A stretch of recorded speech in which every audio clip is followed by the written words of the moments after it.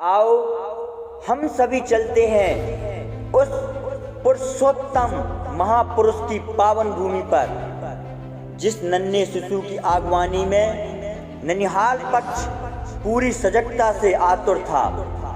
वह स्थान था मध्य प्रदेश की धर्म नगरी भिंड। भिंड नगर इस अनायास मिली उपलब्धि को पाकर गौरवान्वित था। कभी कल्पना न की थी ननिहाल पक्ष ने कि प्रसूति का सौभाग्य हमें मिलेगा। जो होनहार होती है वह पूर्ण होती ही है। चक्र रत्न से विभूषित नारायण श्री कृष्ण का जन्म भी मामा के महल में कारागृह में हुआ था। माँ रत्तीबाई ने सतमासे शिशु को अपने पुत्र के मामा श्री महावीर के निज निवास गृह में 18 दिसंबर 1971 दिन शनिवार को इसी कक्ष में जन्म दिया था।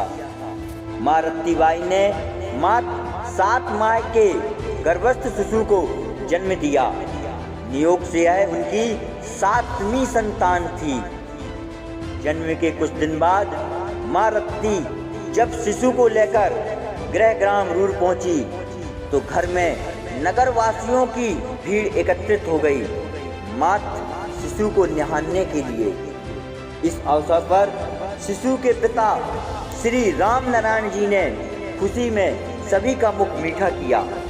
रूर ग्राम एवं अन्य आसपास की माताओं ने गीत गाकर खूब मंगलाचार किए और गांव के लोगों ने ग्रामीण वाद्य यंत्र डपली से भी मधुर ध्वनि गुंजायमान की थी। गृह ग्राम रूर की माटी शिशु की आगवानी में तत्पर जान पड़ती थी।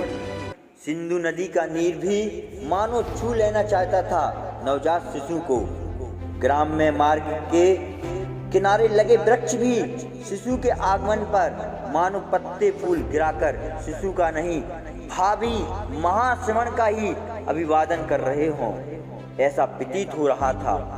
रूर ग्राम गौरवान्वित था अपनी मिट्टी के लाल को पाकर, क्योंकि इसी लाल के कारण रूर की माटी भविष्य में जन जन के लिए वंदनीय हो जाएगी।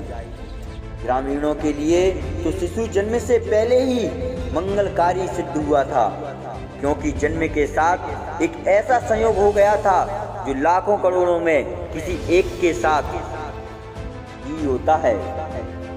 यही संयोग ग्रामीणों को शिशु के प्रति आस्था का केंद्र बन गया था। वह संयोग था सतमासे शिशु का मामा के घर में जन्म होना, क्योंकि नारायण श्री कृष्ण का जन्म भी 7 मास में मामा के घर हुआ था। दूरवासियों के लिए यह शिशु कृष्ण कन्हैया ही था।